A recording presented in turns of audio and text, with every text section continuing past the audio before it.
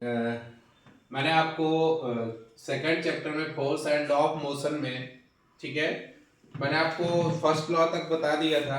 आज मैं अपनी नई वीडियो में आपको सेकंड लॉ, इनर्शिया, मोमेंटम, ये कुछ चीज़ें के बारे में आपको बताऊंगा। मैं अजीत कुमार, ठीक है। आप लोगों को मैथ की भी मैं कुछ वीडियो डालूंगा। मैथ की वीडियो में आपको कुछ इंपॉर्टेंट क्वेश्चन भी होंगे जो एग्जाम में बार बार पूछे जाते हैं क्लास 9th में, ठीक है। तो उसकी वीडियो आप देखिएगा। वो कल से मेरी 9th की मैथ की वीडियो पड़ेगी, ठीक है। आज मैं इस चैप्टर को देखते हैं पहले, ठीक है। तो चलिए सबसे पहले हम देखते हैं कि फोर्स का इनर्शिया क्या है। मैंने फर्स्ट लॉ बताया, उस फर्स्ट लॉ को, न्यूटन्स के फर्स्ट लॉ को इनर्शिया लॉ भी कहते हैं, ठीक है। तो इनर्शिया है क्या, ठीक है। तो सबसे पहले हमें ये पता करना चाहिए कि इनर्शिया है क्या, ठीक है।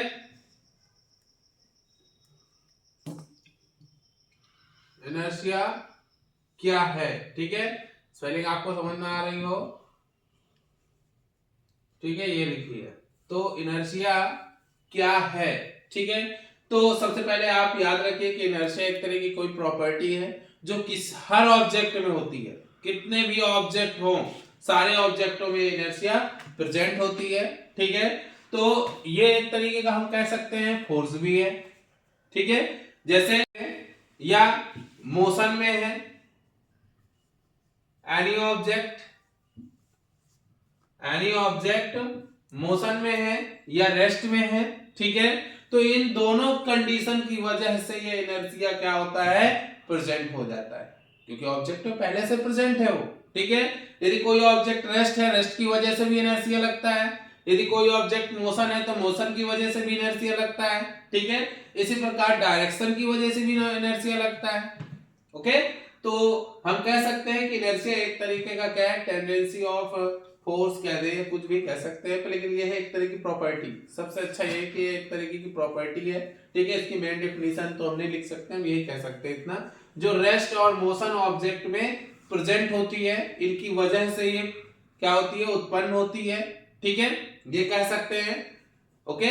और ये हर ऑब्जेक्ट में प्रेजेंट होती है। मेन इसका जो क्वेश्चन आता है वो इसके एग्जाम्पल से आता है। किससे आता है, एग्जाम्पलों से इसके क्वेश्चन आते हैं। रेस्ट के एग्जाम्पल है, मोशन के हैं, एंड डायरेक्शन के भी हैं। तो मेन हम दो चीजें पढ़ेंगे, रेस्ट और मोशन में किस प्रकार से होता है।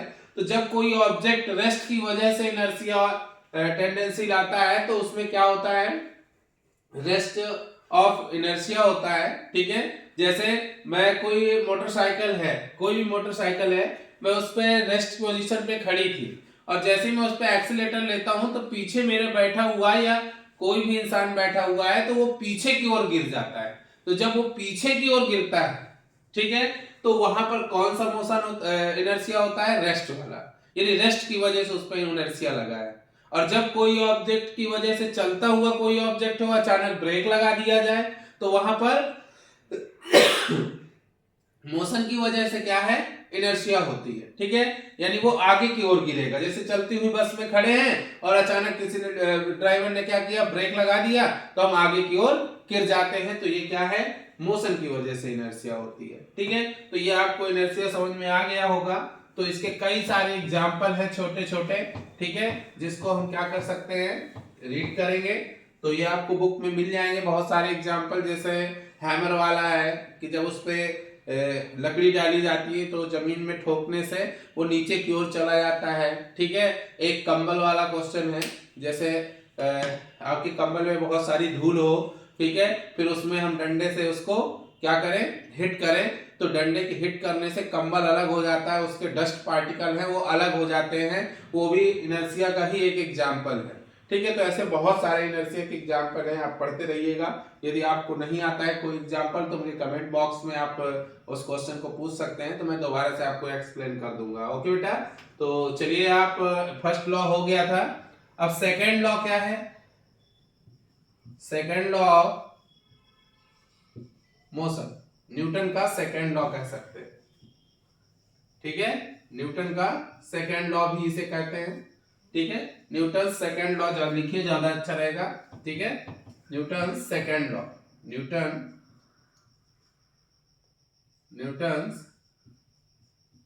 सेकंड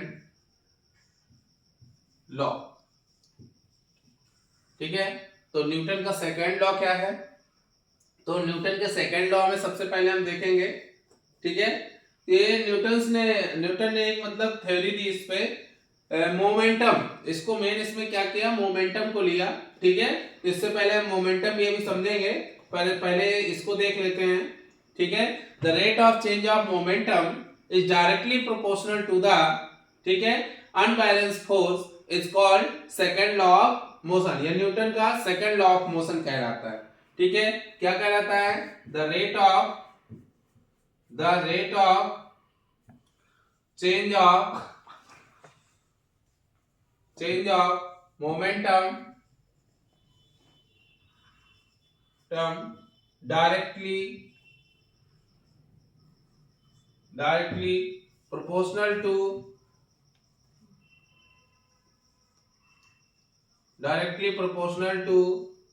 unbalanced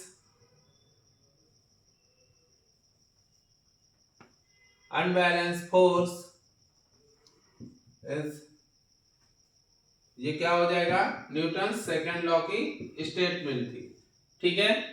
फोर्स जो है rate of change of momentum, ठीक है, यानी कि हमारा न्यूटन सेकंड लॉ किस पर डिपेंड करता था, ठीक है, अनबैलेंस फोर्स और rate of change of momentum के डायरेक्टली प्रोपोर्शनल होता है। मोमेंटम क्या होता है, ठीक है, तो यहाँ पर देखें तो ये डायरेक्टली प्रोपोर्शनल हो गया। तो न्यूटन सेकंड लॉ में क्या होता है कि rate of change of momentum directly proportional to force के, तो mv minus mu upon t बन जाता है, ठीक है। तो इक्वल का साइन भी लगा दो, ठीक है। तो F इज इक्वल टू, ये क्या आ जाएगा, m कॉमन ले लेंगे तो v minus you upon t हो जाएगा। v minus you upon t किसके इक्वल होता है? a के, एक्सेलरेशन के, तो m इंटू a आ जाता है। तो F का फॉर्मूला बन के क्या आ जाएगा? ma। ये क्या आ गया हमारा? न्यूटन सेकंड का लॉ का फॉर्मूला बन गया। एंड उन्होंने फोर्स पर बताया, किस पर बताया? फोर्स पर, यानी मोमेंटम को ज्यादा ध्यान दिया। तो अब देखते हैं मोमेंटम है क्या, ठीक है। मेन चीज है मोमेंटम। मोमेंटम क्या होगा, ठीक है। तो सबसे पहले बात आती है मोमेंटम की, इससे पहले एक्सप्लेन करना था लेकिन चलो कोई दिक्कत नहीं है। मोमेंटम क्या है? मोमेंटम, ठीक है, मोमेंटम को हम किससे डिनोट करते हैं? P से। ये एक तरीके का फोर्स है, ठीक है। तो P का जो फॉर्मूला होता है m इंटू वी, हमें ये फॉर्मूला बस लर्न करना है। इससे हम कई सारी चीजें क्या करेंगे, बनाएंगे। सबसे पहले तो इसकी डिफिनीशन है द प्रोडक्ट ऑफ, भाई द मल्टीप्लाई है तो यहां पर हम क्या बोलेंगे? The product of mass and velocity is called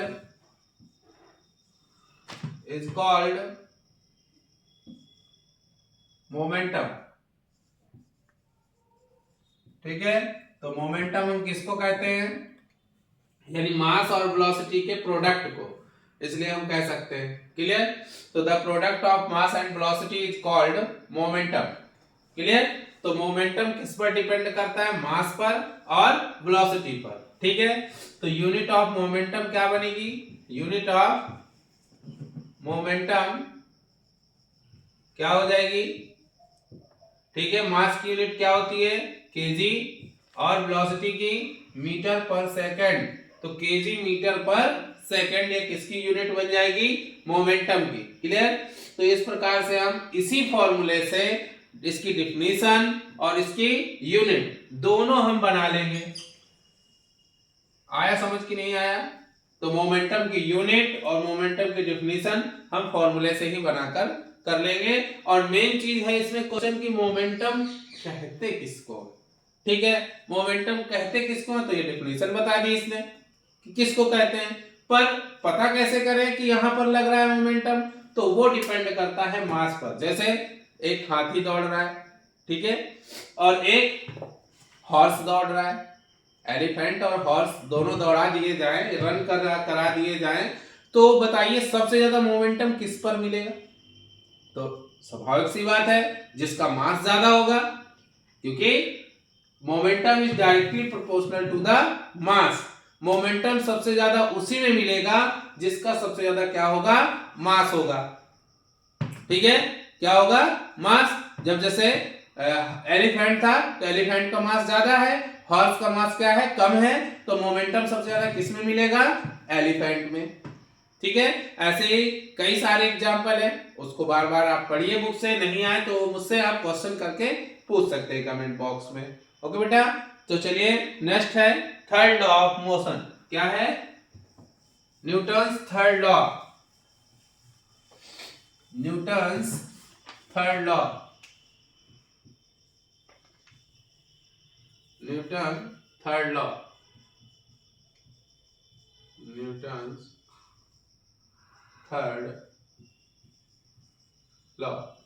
Newton का थर्ड लॉ क्या है, उसमें बताया गया था एक्शन एंड रिएक्शन। ठीक है, जब कोई भी ऑब्जेक्ट पर हम जितना फोर्स लगाते हैं वह उतना ही फोर्स हम पर लगाता है, इसको हम क्या कहते हैं, थर्ड लॉ ऑफ मोशन, यानी कि न्यूटन्स थर्ड लॉ। ठीक है, ये भी मोशन का ही है इसलिए उसको थर्ड लॉ ऑफ मोशन कह दे रहे हैं, लेकिन मेन आपको ये हेडिंग क्या है, Newton's third law, Newton first law, Newton second law, यही आप लिखिएगा, पर आप उसको ना लिखिए, मेन ये है। ठीक है, इसको लिखिए।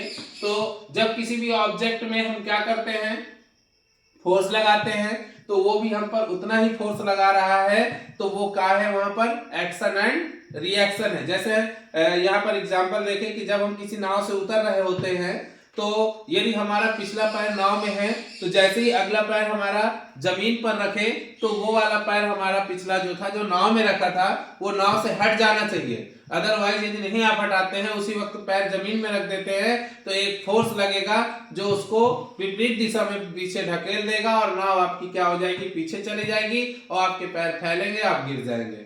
ठीक है, तो वहां पर एक्शन एंड रिएक्शन लग रहा है। ठीक है, और चिड़िया का उड़ना क्या है, सेकंड लॉ, न्यूटन का सेकंड लॉ लग रहा है उसमें। और थर्ड लॉ किसमें लग रहा है, ये नाव वाला बताया। तैरना क्या है, थर्ड लॉ है। ठीक है, जो ये घोड़ा बग्घी होती है जो खींचता है, ये भी क्या है, थर्ड लॉ है। एक्शन एंड रिएक्शन, जमीन में वो एक्शन करता है तो उसको रिएक्शन फोर्स मिल जाता है, वो आगे की ओर बढ़ता चला जाता है। तो इसके कई सारे एग्जांपल हैं, इसमें थोड़ा सा इतना ही लिख सकते हैं, action and reaction is called Newton's third law. ठीक है, जब कोई भी ऑब्जेक्ट में हम जितना फोर्स लगाते हैं, वो भी हमें उतना ही हम पर लगाती है, उसी को हम क्या कहते हैं, न्यूटन थर्ड लॉ कहते हैं। ठीक है, तो इस प्रकार से ये तीनों आपको मैंने एक्सप्लेन किए। अपनी नेक्स्ट क्लास में आपको मैं इसके न्यूमेरिकल लेके आऊंगा, आप न्यूमेरिकल देखिएगा, और साथ में मैथ के कुछ क्वेश्चन जो इंपॉर्टेंट बार बार रिपीट हुए 9th क्लास में, मैं उनको भी लाऊंगा। आप लोग सभी लोग मेरे चैनल को लाइक एंड सब्सक्राइब करिए और आगे शेयर करिए। Thank you.